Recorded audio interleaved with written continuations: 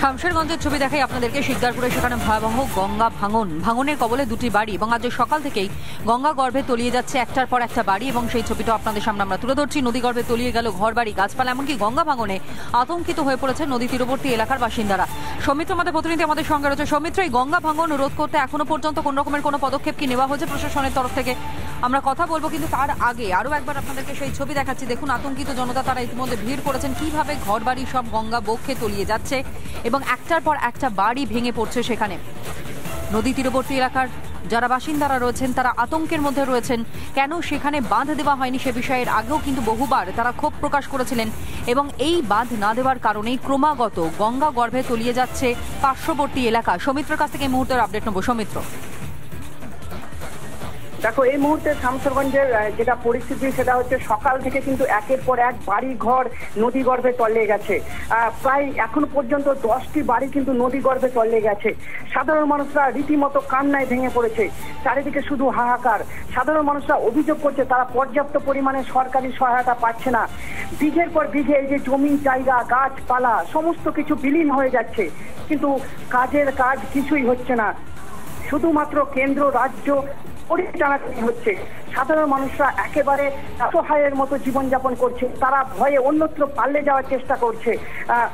শুধুমাত্র এই বছরই কিন্তু এই গঙ্গা ভাঙন হচ্ছে না, লাগাতার ভাবে প্রায় 4 বছর ধরে গঙ্গা ভাঙন হচ্ছে। শামশেরগঞ্জের যে মানচিত্র, সেই মানচিত্রই যেন পরিবর্তন হয়ে যাচ্ছে এই গঙ্গা ভাঙনের ফলে। একের পর এক গঙ্গা ভাঙনের ফলে সাধারণ মানুষরা একেবারে নিঃস্ব হয়ে গেছে। তারা বাড়ির যেটুকু সম্বল ছিল, যেটুকু তারা আসবাবপত্র পেয়েছে, সেই আসবাবপত্র নিয়েই কিন্তু তারা পাল্লে যাওয়ার চেষ্টা করছে। তারা বিনীতভাবে স্থানীয় প্রশাসন তারা কি পাশে দাঁড়িয়েছেন?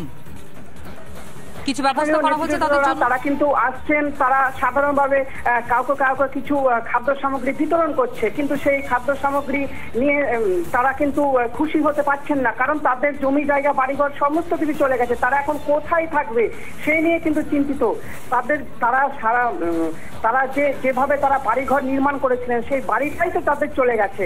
তাই তারা এখন যেটা চাইছেন সেটা হচ্ছে তারা পুনর্বাসনের যাতে বিকল্প কোনো কংক্রিট ব্যবস্থা এখনো পর্যন্ত তাদের জন্য নেওয়া হয়নি, এমনটাই অভিযোগ করতে শোনা যাচ্ছে সেখানকার বাসিন্দাদের। আপাতত তোমায় ধন্যবাদ জানাই, নজর রাখো। অবস্থা, করুণ অবস্থা, মানুষের কষ্টের শেষ নেই। তাদের কষ্টের পয়সা এমনি তো বিলিয়ে হচ্ছে তো এলাকা, তিলে তিলে করে একটা বাড়ি তৈরি করা বাড়ি আজকে গঙ্গা গর্ভে বিলীন হয়ে যাচ্ছে। এটা আজকে নতুন নয়, দীর্ঘদিন ধরে, বিগত 4 বছর ধরে এটা করছে। প্রশাসনের পুরো হেল্প আসছে, ডিএম আসছে, এসডিও আসছে, মন্ত্রী আসছে, এমনকি এমপিও আসছে। ওই তাদের কাজ সরকার এবং কেন্দ্র সরকার দুজনের উদাসীনতার জন্যই এই ঘটনাগুলো ঘটছে। সাধারণ মানুষ হাহাকার, কোথায় যাবে, কোথায় থাকবে, কি খাবে, তারা খুব করুণ দুস্থের মধ্যে আছে। দেখতে পাচ্ছেন মানুষের হাহাকার, আর কি বলবো, আর বলার আমার দৃশ্য নেই, বলতে পারছি না। আমরা